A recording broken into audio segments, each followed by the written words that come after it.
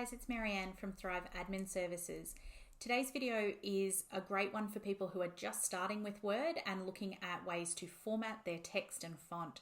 In this really quick video, I'm going to cover how you can change the style of or the font that you've chosen for your text, both in style and size, and then how you can format that using bold, italics, and the different underline options available in Word.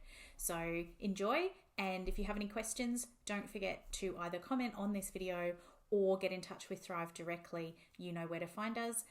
Anywhere on the socials, just search for Thrive Admin Services or head over to our free Facebook group, Microsoft Dynamos, where you can ask all of the questions that you have. Working in Microsoft Word on a desktop version on a Mac, just so that you're aware that my buttons may look a little different to yours, I'm going to show you very, very quickly how I can format text using just the tools in this section. So I'm going to type in here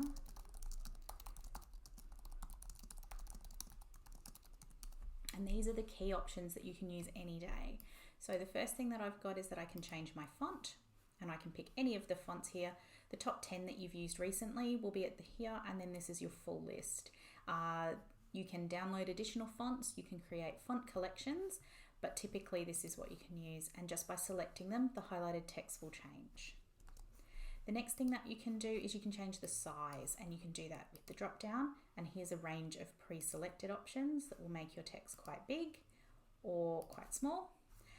Alternatively, you can type in a specific number, so there are some presets, and then you can choose your own.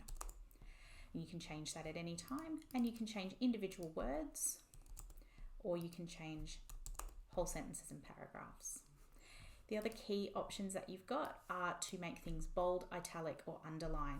So you can do that with these three buttons underneath your font chooser. So bold.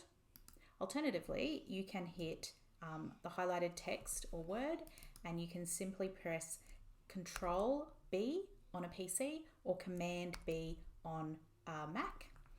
You can make things italicised, which is to make them slightly slanted. And again, that is Control I or Command I with the keyboard. And then your last option is underline. And so that pops a line underneath. And again, you can go Control U or Command U, and that will work as well. The underline option, you've got a little drop down option, and there are a few other things here. So you can put a double underline, you can put a squiggly line. So you've got a few more formatting features with underlining depending on the text and the feel of your content and how you would like it to look. So have a play around. Remember to use those keyboard shortcuts as well. So you can go underline with a U, a B, and an I, using Command or Control depending on whether you are a Mac or PC user.